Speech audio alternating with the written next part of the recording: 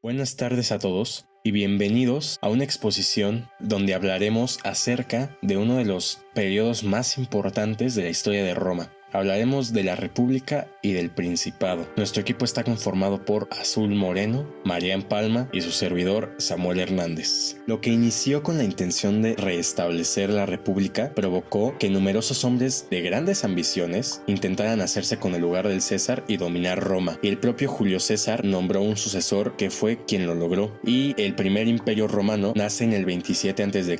a manos de Octaviano, que después pasó a ser Octavio Augusto. El Principado va desde el tercer periodo de Roma, que es desde el 27 a.C., con la llegada de Octavio Augusto, hasta la llegada de Diocleciano en el 284 después de Cristo. Organización política de la República. La República se dividió en magistraturas, el Senado y las asambleas populares. Las magistraturas se crearon para evitar la centralización del poder en una sola persona, y las magistraturas se dividían en cónsules, que tenían la capacidad de dar vida y muerte a los romanos, la capacidad de convocar al Senado, así como de convocar al pueblo y crear leyes rogatas, que estas leyes eran las leyes para patricios. También estaban los pretores, que tenían la capacidad de juzgar el derecho de cada quien, así como de crear derecho honorario. Los ediles tenían las mismas capacidades que los pretores, solo que estos se enfocaban en sitios públicos. Los cuestores se encargaban en el ámbito criminal de Roma, así como del cobro de impuestos. El tribuno de la plebe era el jefe militar, daba iniciativa de plebiscitos, que eran las leyes para los plebeyos. También tenía la capacidad de convocar a la plebe, y el interquesio tribunicia, que era que un tribuno podía vetar a otro magistrado. El censor se encargaba de la vigilancia moral, que era vigilar la conducta a los magistrados y a los senadores, así como elaborar el censo, que se estableció desde la época del primer Tarquino. El máximo pontífice tenía la capacidad de convocar a los dioses, y por último el dictador tenía todas las facultades anteriores, pero este se establecía cuando la Roma antigua entraba en crisis. También estaba el Senado, que tenía auctoritas patrum, que era la capacidad de aconsejar a los magistrados, así como declarar la guerra a otros estados. Y por último, las asambleas populares, que se dividían en tres. La primera era el comicio curiado, que se encargaba de la elaboración del calendario, así como de elaborar testamentos y el proceso de las adopciones. El comicio centuriado se encargaba de la elección de los magistrados patricios y se votaban las leyes rogatas. Y por último, la concilia plebis, que era votar los plebiscitos y elegir los magistrados plebeyos, es decir, a los tribunos. Los temas de los que hablaremos son lo que ha dado el inicio y el fin de cada periodo, la organización política, así como las fuentes del derecho y el proceso que ha tenido la jurisprudencia en estos dos. El inicio de la República data del 509 a.C. con la expulsión del último rey de Roma, que fue Tarquino el Soberbio, y duró más de 450 años, hasta el 27 a.C., y fue una época marcada por expansión de tierras romanas, y es el periodo donde se dieron las famosas guerras púnicas. Y el fin de la República tuvo un evento en donde Julio César desafiaba al Senado y quería restaurar la República, pero gracias al apoyo que tenía de la gente alertó mucho al Senado, y el Senado planeó su asesinato. Organización política del Principado. Después de que Octavio Augusto tomara el poder de Roma, proclamó la diarquía, que era la división de poder entre el Senado y el príncipe, o sea, él. También crea la burocracia del príncipe, que eran los magistrados que no eran romanos y no podían estar en el poder de Roma. Entonces, él los atrae hacia la burocracia, y entre uno de sus tantos privilegios es que esos puestos eran pagados. Siguieron las magistraturas. Sin embargo, Octavio era el primero en cada magistratura. Ejemplo, él era el primer cuestor, era el primer edil, era el primer cónsul, etc. Empezaremos hablando sobre el tema República-Principado, las fuentes formales del derecho en la República. Para entender las fuentes tenemos que preguntarnos quiénes tienen las potestas en la República. Se dio en la primera etapa clásica del derecho, 130 a.C. al 30 a.C.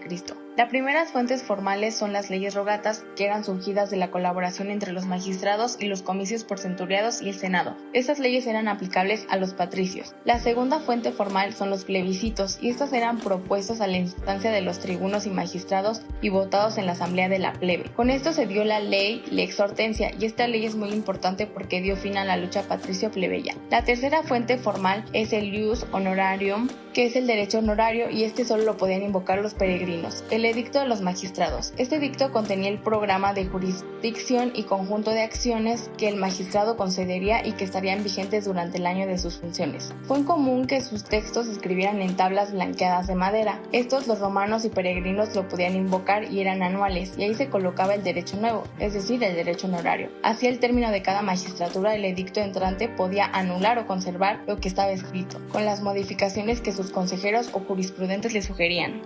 Ahora hablaremos sobre las fuentes del derecho en el Principado. Aquí es la segunda etapa del derecho clásico 30 a.C. al 120 en el siglo I y II. Aquí la primera fuente son las leyes, que cabe recordar que fue la primera etapa del imperio donde Octavio, después de haber derrotado a Marco Antonio en la batalla de Accio, devuelve el poder al Senado para que éste se lo dé legítimamente. Aquí el intento por establecer el orden republicano hizo de las leyes comiciales. Aquí el magistrado ya tenía las potestas y eran creadas por el cónsul y votadas por Augusto. Después, paulatinamente, ese poder fue dado solamente al Senado y en el dominio pasarían las leyes datas del príncipe por ser el primer ciudadano entre los romanos.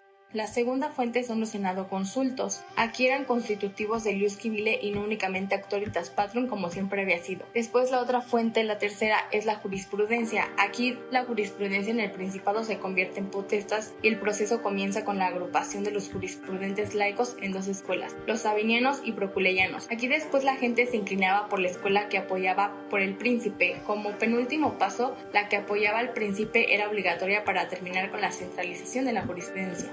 La última fuente es el ius honorarium. Aquí la dualidad del derecho civil y honorario se mantuvo al comienzo del Principado, pero con la centralización política los edictos anuales comenzaron a decaer.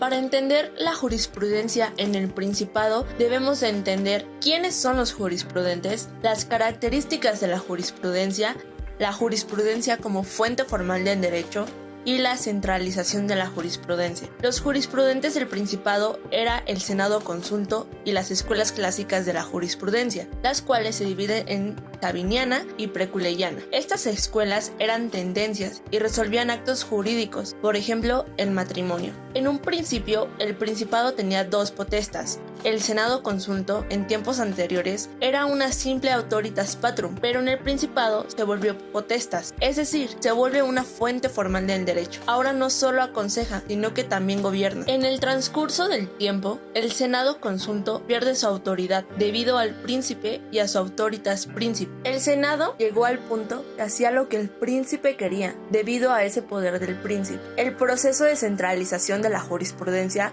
abarca del 30 a.C.